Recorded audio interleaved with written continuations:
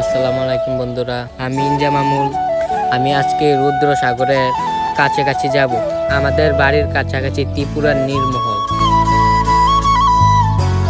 জলাশয়ের মাঝে কি সুন্দর ভিউ। এটা হচ্ছে বাঙালির নৌকা। এটার অবস্থা দেখে মনে হচ্ছে না আর চলবে। সামনের দিকে এগিয়ে দেখি কি সুন্দর একটা গাছ। গাছটা দেখে আমি ফটাফট উঠে পড়লাম।